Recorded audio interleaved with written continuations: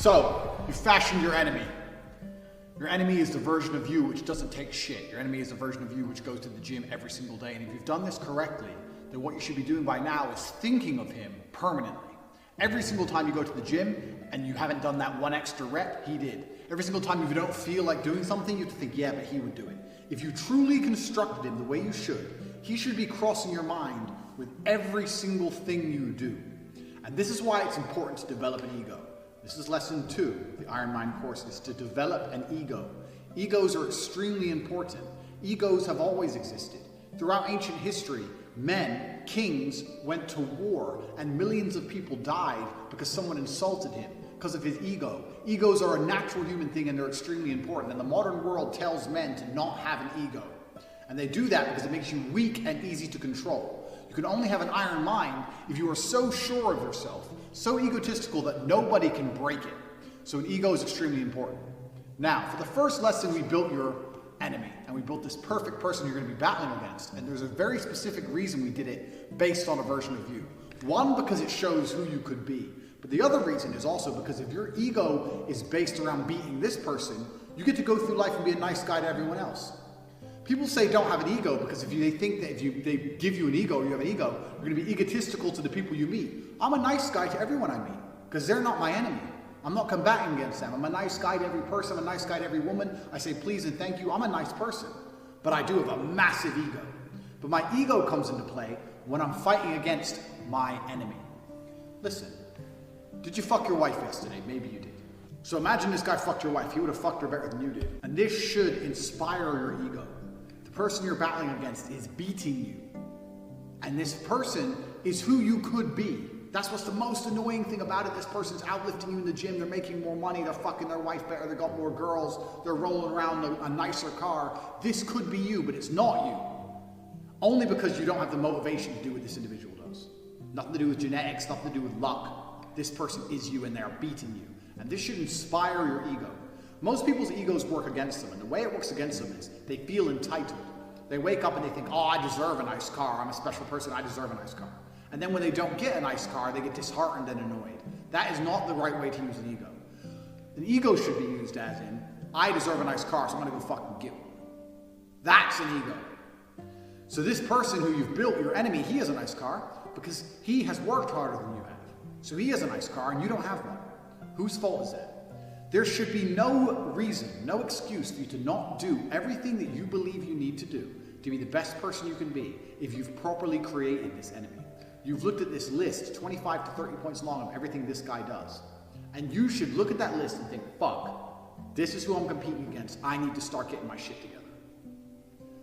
And your ego should stop you from wanting to lose. Otherwise, day after day after day, you are losing to this individual. This individual is beating you day after day after day.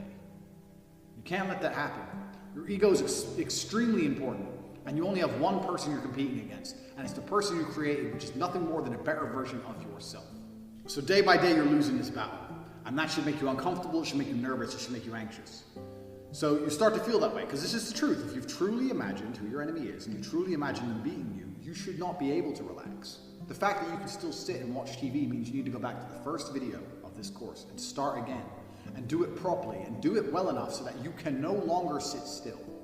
You look at yourself in the mirror and go, okay, yeah, I've got some muscle, but this guy, he's got real muscle. I've got a little bit of money. This guy, he hustles non-stop. He's on Twitter non-stop. He's starting businesses. He's learned how to make websites. He's trading crypto. He's got all of Tate's programs. He's got this. He's got that. You need to get your shit together. And if you do that properly, you'll start to feel nervous. You'll imagine the version of you that is as amazing as they could be. And then you look at yourself and realize that you're failing. It's the reality. And you'll sit there and go, fuck. Now, when you feel anxious, there's only one thing you can do. You can either sit there and be anxious like a little girl and be worried about it, or you can put some things in action. I was nervous before every single fight, and that's when I felt the best, because I was afraid. I was afraid of losing. And you need to be afraid of losing day by day throughout your life. You know who your enemy is, you know what he's doing, and you're losing day by day. Now, if you go to the gym and you beat your personal best, let's say the most you've ever benched is 100 kilo, you go there, you bench 105 kilo. The days you beat your personal best are the days you've beaten this individual. That's the only day you're allowed to claim a victory. If you beat your personal best, you can claim a victory. I went there, I did more than I've ever done, I beat this guy. But if you're not beating your personal best, he is beating you. And that should inspire you to try and smash through your own records day after day after day. The most money you've ever made in a month. The most weight you've ever lifted. The most girls you've ever spoke to. It doesn't matter what goals you set. You have to understand that you're going to spend a lot of time losing. And all this time you're spending losing is going to damage your ego, and that's going to make you anxious and unhappy and nervous, and you're going to put all that nervous energy into smashing your personal records so you have those days of victory. Everything compounds. What most people don't understand is they think that life just changed overnight. Everything compounds. People say to me, oh, Tate, how did you become successful? I can't tell you the one thing that made me successful. I was always driven, motivated. I understood how to make good connections. I looked after the people who looked after me. I always knew what the right thing to do was. I didn't drink for many years of my life. I didn't do this, I didn't do that, but I did do this. And it all comes together to success. It's not about one thing. A lot of people go through life with a very average attitude to life, and they wait for their one big break. Yeah, maybe you'll get it, but that's not the reality. If you're hoping for a big break, you may as well just keep buying the lottery tickets. You have to build your big break. And you're going to do that with 1,000 tiny victories.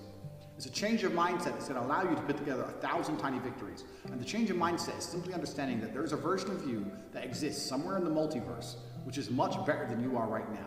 They have the same start, the same genetic composition, but they are destroying you in every measurable metric, purely because they don't get lazy, don't get tired, don't watch TV, don't waste their time.